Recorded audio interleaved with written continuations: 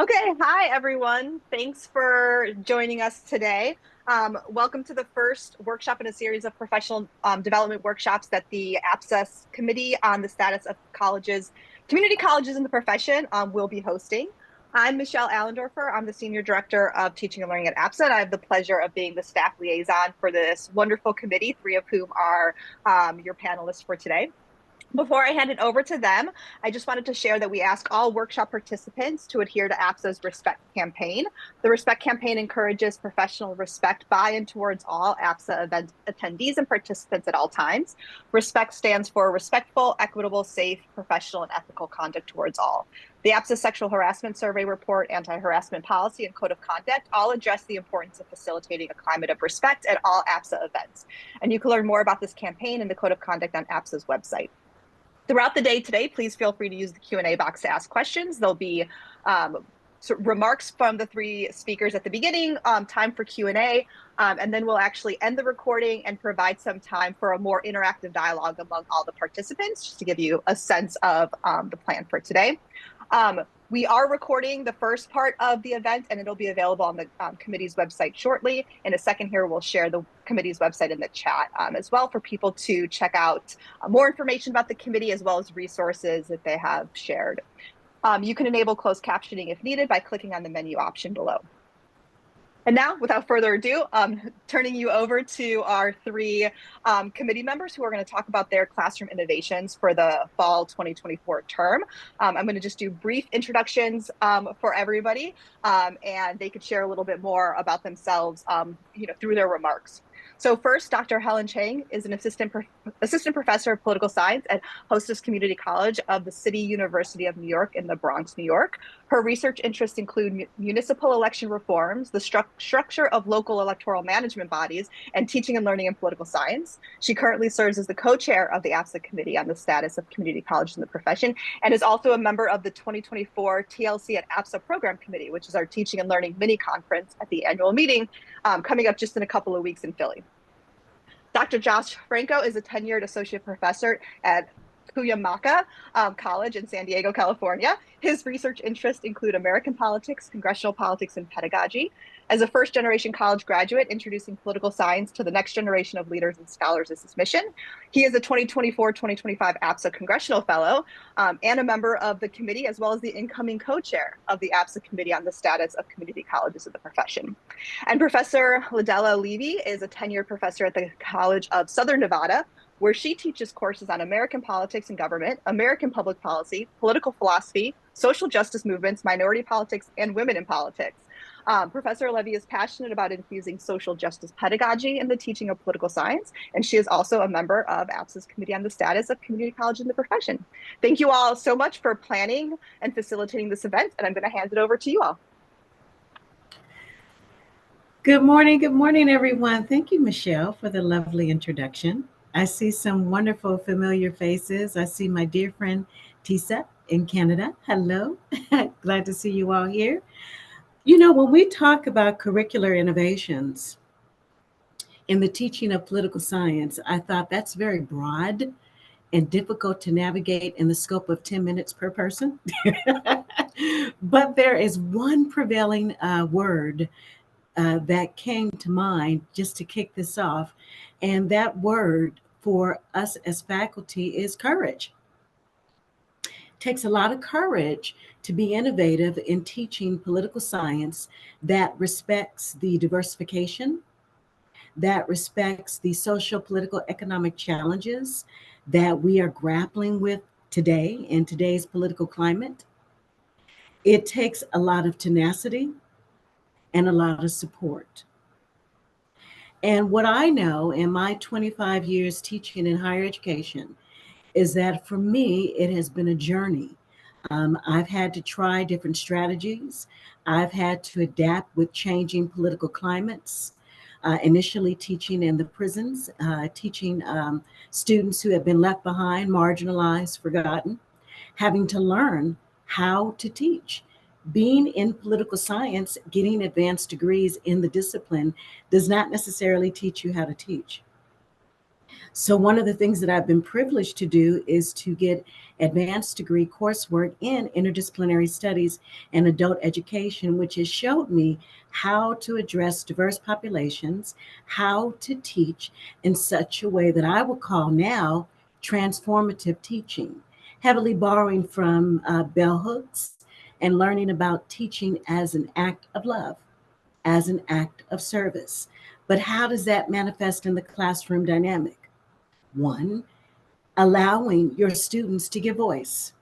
Two, allowing the curriculum that you teach to also incorporate the faces, the cultural, ethnic backgrounds of those that you teach. Well, how do you do that? That's where the courage comes in. Not being afraid to teach from a perspective that includes backgrounds of authors that come from multicultural backgrounds and demographics. For example, in my political philosophy course, roughly 9 years ago, I teach the traditional classics, Aristotle, Hobbes, Socrates. But what I also began to integrate was the critique. So, in teaching, for example, Machiavelli, I will also integrate the feminist critique. And I can show you better than I can tell you. So, I'm going to share my screen. And this is where, Josh, I'm not as technologically savvy as you. So, I'm not going to share my screen because I'm going to take up too much time, but I'm going to read to you. For example, in the text, one of the texts that I use is actually Social and Political Philosophy, Note Multicultural Perspectives in Feminist Thought. So, for example, when I teach on Plato, the Republic, I'm going to also teach Linda Lange, The Function of Equal Education in Plato's Republic. In addition, when I teach, for example, about Aristotle, I'm also going to teach Elizabeth V. Spellman, Aristotle and the Politicalization of the Soul. So when I look at my classroom and I see women, I'm bringing them into the space of pedagogy.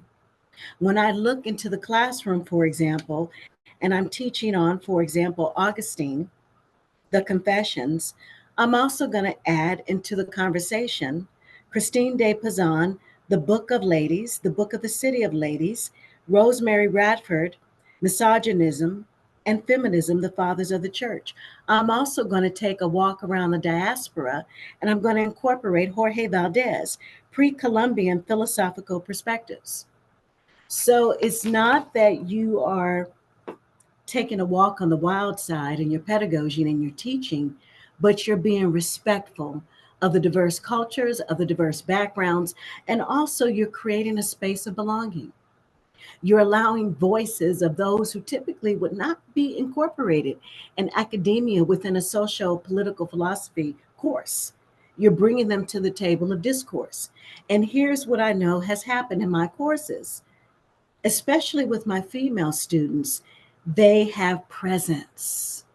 It's no longer a course that is focused heavily on patriarchy, but we've allowed diverse perspectives, diverse voices, and women in my courses in particular feel like they are present.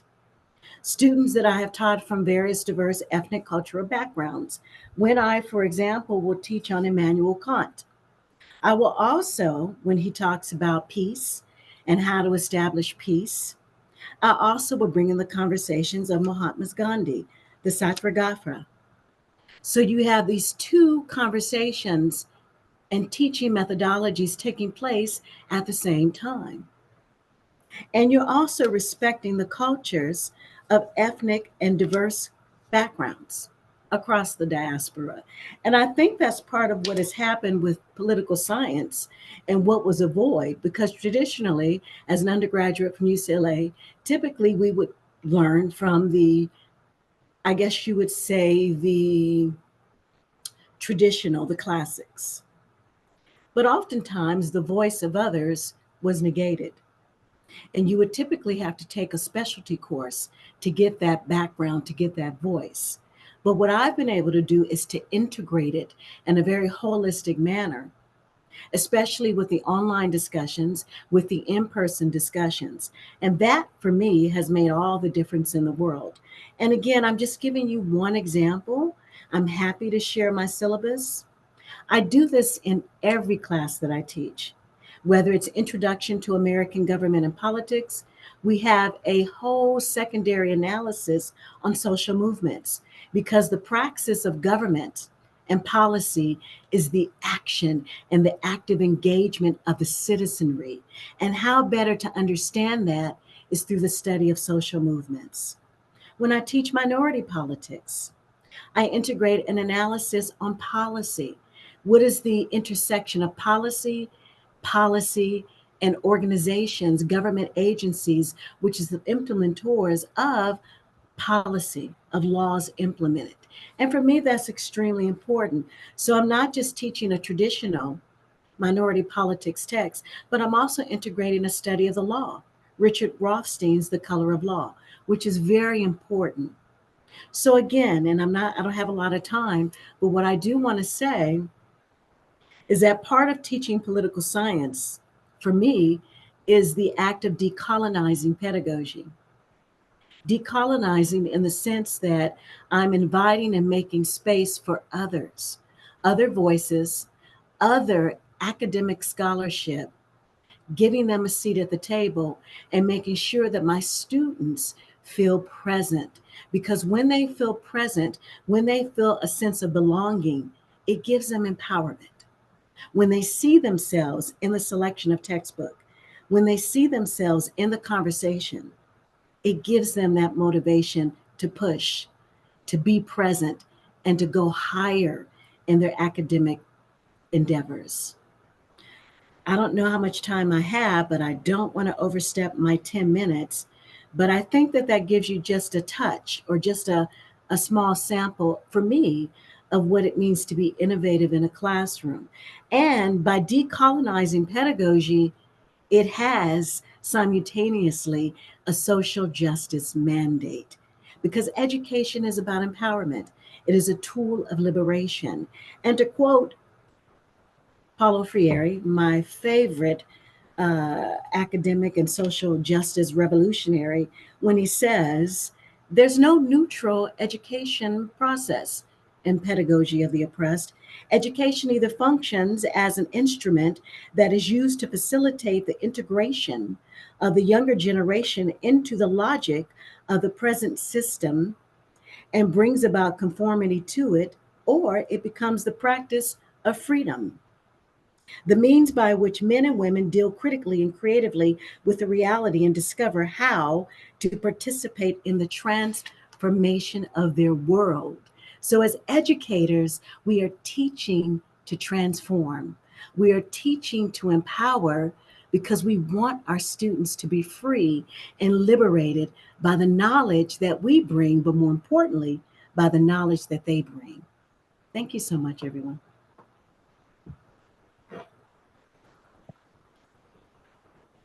Thank you, Professor Levy. Thank you. Wonderful remarks.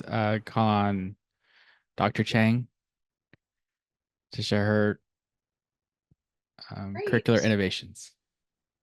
So, serving on the APSA Status Committee on Community Colleges, I've learned about the incredible diversity of community colleges across the US, from our students to our colleagues, our working situations. So I'll just give you a very, very brief background on Hostos. Where I teach, it's located in the South Bronx near Yankee Stadium, and it's part of the City University of New York system. There's 7 community colleges in the system, and most students tend to transfer to the 11 senior colleges. Hostos is a Hispanic serving institution, lots of first-gen students. Most are graduates of New York City public schools. There are no political science majors. It doesn't exist. I'm the only full-time political scientist. So typically most of the classes taught are Intro to American Government. I get to teach 1 or 2 upper level electives like comparative politics a year. And the most common reason for students to take political science is because they have to for gen ed requirements. So just to let you know, kind of, if there is a fit somewhere with some of the things I'll be saying. So when Josh, shared the subject of this webinar, Curricular Innovations, I really thought about the two major kind of approaches I've been juggling the past year based on what I saw in the classroom. So first was a post-pandemic back to basics.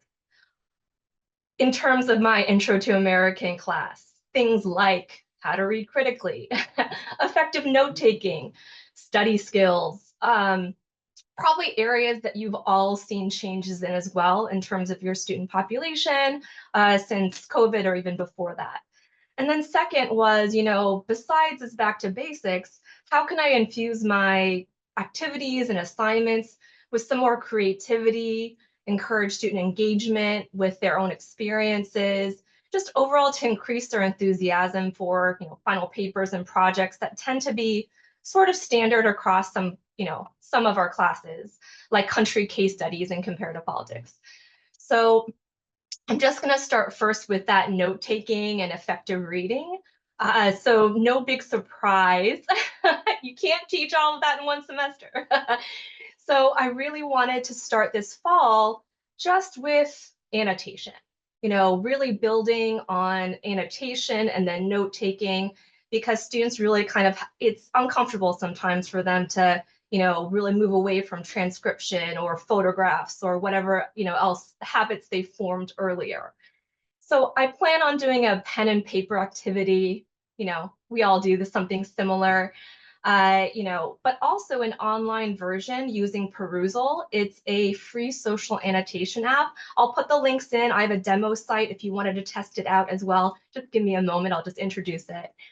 So Perusal is a free social annotation app. One of the founders is Gary King, a political scientist. I don't want to say too much about the pen and paper version. I am going to start my very first day of class handing out, the 14th Amendment, have students annotate it as an icebreaker, something I'm try out. But I will do a little bit of a Perusal demo and just a few, very, very short. I've used it with varying levels of success. I can, field questions if you have any when we move to those questions. So I'll put the link to the app itself, and then you can actually sign up for the demo site. I am going to show you in just a moment. And no pressure to actually do the demo site either. You can just look. All right, so let me just share my screen. Oh, and I can't do that. It just says it's disabled. Let's see if APSA or Michelle can create that hosting privilege. I'm sending it over to Helen right now. 1 second. Great, thank you. No worries. So maybe you can check out the website, and if not, just follow along in just a moment. Oh, here we go. Okay.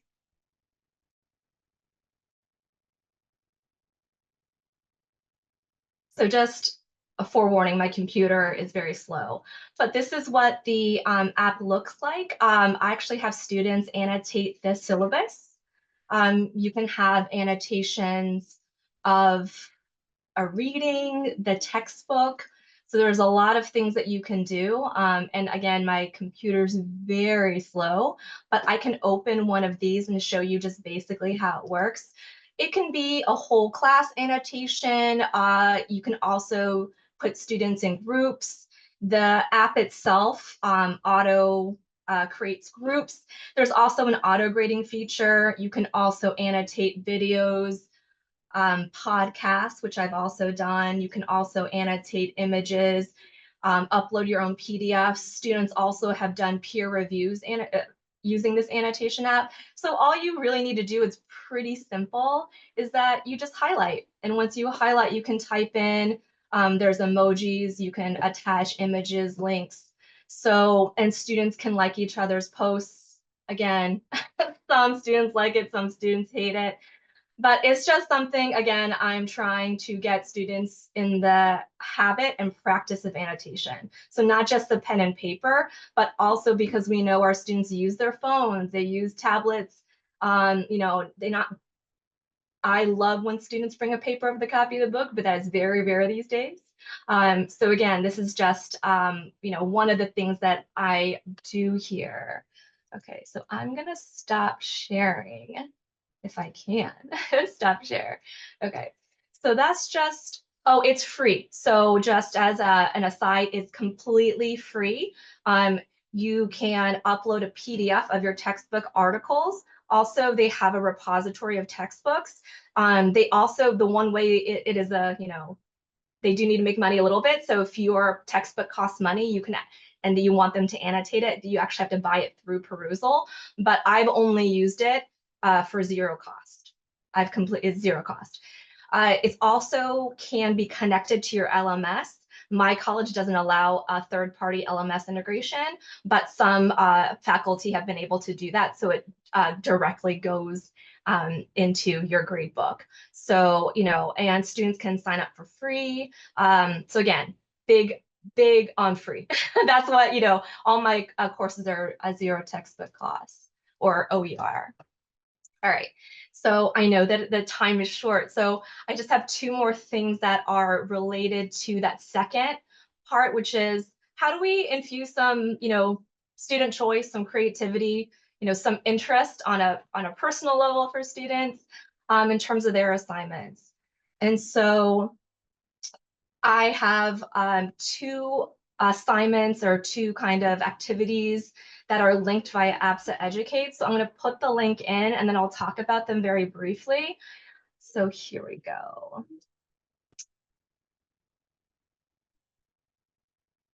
And I'll also screen share. Oh, just kidding. Okay, I'll also screen share in a moment. So I presented and developed this assignment and this kind of activity in an APSA teaching symposium this spring. It was called Decentering the US in the Global Politics Classroom. So the aim of it really was to have a collection of resources for IR, comparative politics classes, and have a lot that is readily and easily adaptable. That if you need an activity in the coming week, you can just kind of plug and play some items. And I'll just kind of talk a little bit about it and then I'll screen share too. Just so for those of you who are, you know, I know the Zoom fatigue of clicking on the links and so just, again, my computer is very slow, so it's going to take me a second. So essentially in my comparative politics class, they do a traditional country case, but one of the items that they get to do is they get to design their own development indicator. So we learn about all kinds of development indicators from GDP, the human development indicators, but they get to choose their own and then really kind of figure out how to measure it. And it's a creative part of the paper and part of the larger project. And so what I don't want to go in too much detail, but I've posted here, like most of the resources in the collection, there's an in-class activity, there's papers. I have a list of resources of all the data sets that I use in the class, and I've offered as suggestions. And then I have a critical thinking activity as well, because a lot of students have a hard time when you open up a sort of creative assignment. It's almost like there's too much choice. So we kind of talk a little bit about, you know, conceptual equivalence. You know, what does, I don't know, health look like across different countries or happiness? And students have become pretty creative. I mean, some people have looked at leisure time. They've looked at the availability of luxury goods, sports teams. I mean, and then also more traditional ones, like, you know, types of spending by the government. So in any case, I'll stop there. And again, I can answer any questions. Everything is downloadable. Let's see. And then I have a second one It's called a community mapping assignment that's really for American government classes. And again, I'll put the link here. And I know I'm being very brief, so if you have questions, I have my email and everything. Feel free to email me and contact me with anything. So I developed this in another APSA teaching symposium, teaching political science at a community college, and they also have a fantastic resource collection. I really want to plug APSA Educate, especially those written by community college faculty, because they've been invaluable. If I need something or I need an idea, or it's always great to know that there's something there for us, and written by us and shared by us and used by us. In any case, so students are asked to kind of bring in their own local knowledge. They are asked to choose their neighborhood or their community, however they want to define it. And they get to map their important landmarks, whatever they think those are, and explain them. They also pick an issue area. And they start to do a neighborhood analysis using, news media sources and reports and city government sites. So part one is really mapping, part two is a neighborhood analysis. And let me just, and this is a little less comprehensive than the other one, but I'll just share really quickly. So this one is a Google Doc. And I will say upfront that because it is Google and shared, there have been some changes to the map. So it looks a little messed up. Students that too have a demo map. So some of the landmarks, the pictures are wonky, but you can kind of see what it looks like. Pre-COVID, I would have students interview people in their neighborhood, but since COVID, I pulled back on that, and I'm thinking of reintroducing it. But there are just little things that you can do. It doesn't have to be a full-on paper. And I think what's great about the two sets of resources in terms of teaching political science at a community college is that there are ideas there. You might not want to do the full paper. You might not want to use the whole textbook or whatever else, but there is just so much there to mine. And I know that we're all so busy with time, it can be very helpful. So I'll plug those two big sets of resources. And I will stop there. And if you have questions, like I said, please feel free to ask in the chat or email later once you've had a chance. Thank you. Emojis. Yes. Great work, Helen. So I'll go next. I want to build on both what Della shared and what Helen just shared, and the theme of courage, right? So the courage that we have as instructors to go into the classroom with the full distribution of students, right? We don't pick and choose our students. Our students come to us from all walks of life, all backgrounds, all experiences, and the courage to walk into a room saying, I care deeply enough about these students to work with each of them wherever they are. And that takes a lot, right? And I think it's a shout out to all the community college faculty here. And I want to give a special shout out to Dr. Sunday Obazwai. He was my professor at Cerritos Community College 20 years ago. Nighttime class, 3 hours long, politics of the Middle East. I still have the book, the Palmer book. And so when these things are happening over time and up to the present, you can have meaningful conversations with peers and with students to help guide them through, this next stage of what's going on in global affairs. So I just want to say thank Dr. Obazwai for being one of the wonderful instructors I had and one of my role models as I went ahead and ended up becoming like him. So I'm really excited that he's here. So thinking about, see you. yeah. And I have a story to share in the non-recorded part. So the courage, right, to be able to engage our students, to be able to bring to them knowledge that we know is there, but might be behind the tradition or behind the classics or behind the way things are done as opposed to the ways things should be done.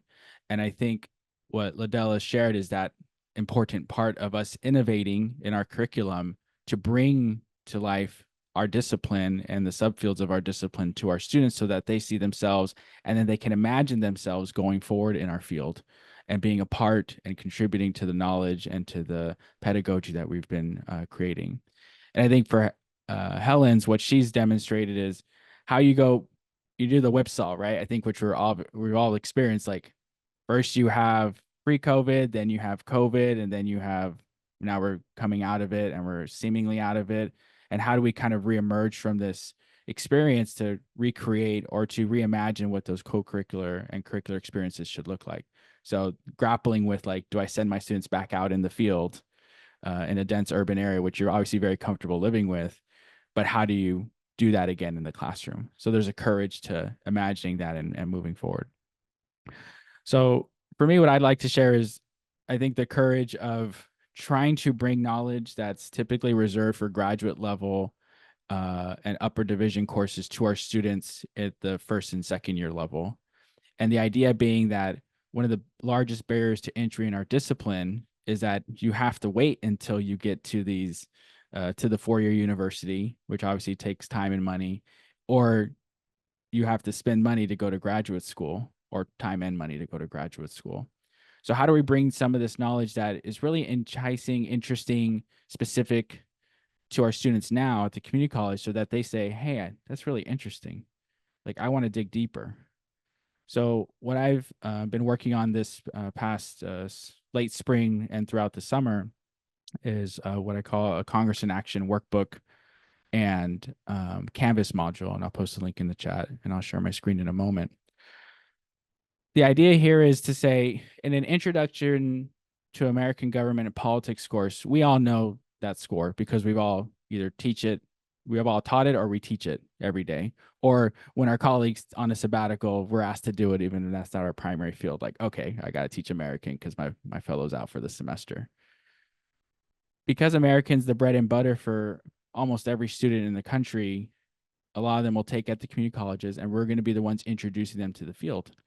So we know how it's organized and structured, right? Constitution, civil liberties, civil rights. And then we go through the different concepts like public opinion, elections, campaigns. Then we end up to the institutions, and then we end up to some policy or something in that mix. In my mind, it's like, if I'm a student, I'm really interested in one of these institutions, when can I learn more about it? Well, it's probably going to be your junior or probably your senior year. And then when can I really dig into it? Well, you have to go to a master's or a PhD program to take a class on congressional politics, and you're reading the journal articles, you're reading the canon in the field, you're reading the cutting edge research. But if you're a student now, we know our students get deeply interested in things. A lot of our students come to us with a deep interest in a field or deep experience in a field, especially for our non-traditional students, right? Who've been in the workforce, they've been parents, they understand how to raise a child, they understand how to start a business, they understand how to take care of an elder parent. That's incredibly specific knowledge. So they've done deep dives in real world, in life. So if we have a student who comes into our classroom and they start to say, that's really interesting, how do I learn more about it now? Because I'm here now. So what the Congress in Action workbook does, with the support of the system-wide Zero Textbook Cost Program and the Academic Center for California Community Colleges Open Education Resource Initiative, it gives us the opportunity to offer our students a deep dive into Congress. It helps them explore what this institution is in a level of detail that I would say is probably the first 4 to 6 weeks of an upper division course, and probably the good 2 weeks of a graduate level course. And it carefully walks them through the nature of that institution from a structure perspective and from a process perspective. So let me go ahead and share my screen to do that. So first is the APSA Educate resource. And here I have the description and the learning objectives, which include recalling features of Congress like organization, leaders, and committees, understanding how Congress addresses a public problem of your choice, obviously the student, analyzing your public problem from a congressional research, congressional majority, and congressional minority perspectives. And then lastly, create, share, and discuss your Congress in Action presentation. So if you click on that link, it sends you to OPOLY-SCI, which is a resource website I've been running now for a couple years, where you're just slowly aggregating things that are ZTC or CC license, Creative Commons license, to serve as a permanent repository, because that's one of those things that, at least here in California, is an expectation for faculty, is that if you're going to use an open education or zero textbook cost resource, that our colleagues at the 4 years, if they really want to go look at our syllabus and really look at the resources, they want to be able to find a link to what that is and to explore it in more detail. So on that page, you'll see a link to either the Canvas Commons module and to the PDF. So what I'll do is I'll walk through the module, which embeds the readings, and then I'll pull up the PDF itself. So in the module, you'll see a welcome message and an overview, and it includes readings. That's a welcome or an introduction, section on you, your representative, your senators in Congress. So it really gives students that focus. Find your rep. Who are they? How can I contact them? Holding Congress accountable through elections. So giving a framework for what elections are, either a moment in time or a process, and how students can be involved in it. And also introducing the idea that it's not just elections where you hold them accountable, but that's the principal way that we generally think about it. Next is forming a model of Congress structures. So this is having people think not that it's just an institution, but there's two chambers, right, which we will teach them in an intro course. But how are those two chambers unique, and how have they evolved over time? And how are they, in a way, creating either the opportunity to make change very quickly, typically during unified government, or things take a really long time because there's a pattern of divided government over years. And then you have creating your model of congressional processes.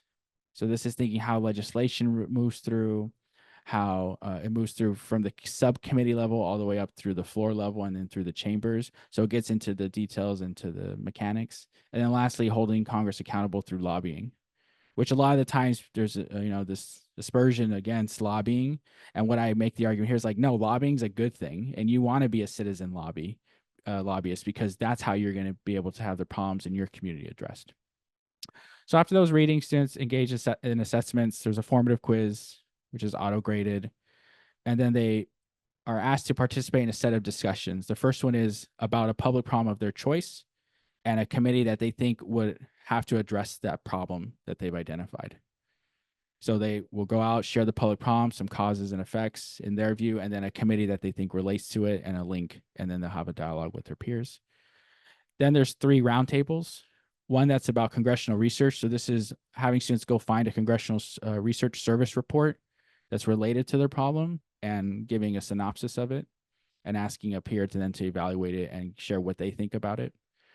And then the congressional majority and minority roundtables are them finding the committee, finding the chairman or the ranking member, and seeing what statements they've made, what hearings they've had on the topic or close enough topic. So now they're getting into the weeds of what are they actually saying in Congress? Are they even addressing the problem? Because they might find that there is no statement from a chairman or a ranking member, and that should perk their ears up to say, they either going to feel like my problem's not important, or they're going to say my problem should be important enough where there's people are talking about it, because aren't they representing us? ? The last 2 parts or 3 parts are, first is a My Congress in action presentation. So it's basically bringing all this information they've collected and aggregating it into a presentation.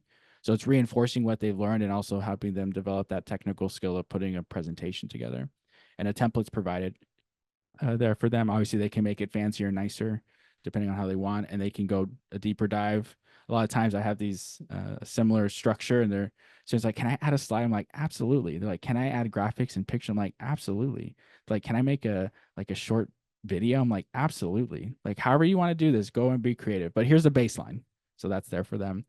And then they'll have a share, pair, think discussion where they'll post their presentation, a summary of it, and then a peer will evaluate it. What was similar, what was different, how can I improve, and then have that dialogue with their classmates. And then lastly is a reflection that's just sent to me as the professor, asking them, think about this whole process in the aggregate and what you thought was interesting, what you learned, what you thought was challenging, what you didn't like, whatever you want to share with me, 5, 6 sentences or more, would welcome it.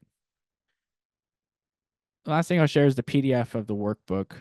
So obviously there's like the Canvas version, but then in case you have people like me who want the PDF or like a bookie form, I've written it that way. So it has a table of contents. And I'm gonna zoom in a bit here. Brief table of contents, which we already walked through. a list of tables that are in there, a list of figures, and the like. And you'll be like, there's 50 figures. And I'm like, yeah, I had a whole summer to do this, and it was wonderful. And this, I love this stuff. So why not? So I just highlight a chapter.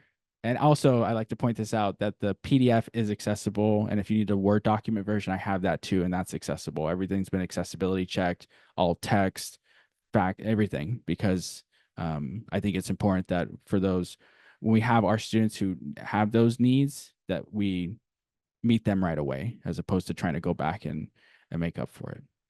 So I'll highlight a chapter here, which I'm really excited about. I'm excited about all of it, but this holding Congress accountable through elections.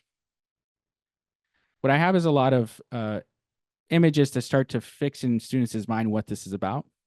So like, what is an election? Well, it's about you and the election, the campaigns, voting, and then voter information guide. So you give some short information about either election as a process or as a day, information about campaigns, you and congressional elections, and giving them a table of when elections are happening, at least here in California. You obviously can update this for your state-specific matters, highlighting our elected officials in California. Here's Senator LaFonza Butler, Senator Alex Padilla, showing them that there's campaigns everywhere. So maybe I have a student who's not from California, or in San Diego, we have a lot of veterans or family members of veterans. So they're passing through the county on their tour or on their service. And they say, I'm from Mississippi, I'm from Maine, I'm from Florida, I'm from Washington. All right, well, here you go. We can dig more deeper into those, your home states, if you're interested. And a lot of visual aids to help bring that to life, and to help the visual learners see what these are about. And then the voter guide and how it's produced here in California, which is from our Secretary of State, Dr. Shirley Weber. And then a picture of it. So overall, the idea is to, over the course of 7 weeks, is to have students who are learning about all these things about American government, and now they're doing this deep dive about a public problem they're interested in and how it applies within the institution of Congress.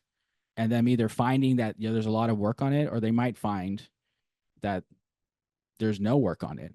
And then that helps them to either reevaluate their interactions, their engagement with obviously the people's house. So in my mind, this is a way of showing courage, because you might have to say, why would you want to get so technical and detailed into one of these institutions? I'm like, well, I have an expertise, like each of us have expertise. I want to bring it to my students. And, once I get some feedback and they say, hey, what do you want to learn about the courts? Fine, we're going to make a courts in action. Or somebody says, I want to learn about the president. We'll make a president in action. So it's us taking our ability to communicate complex information to introductory students and the range of them to say, boom, here we go. Josh, that was amazing. Thank you so much. Yes.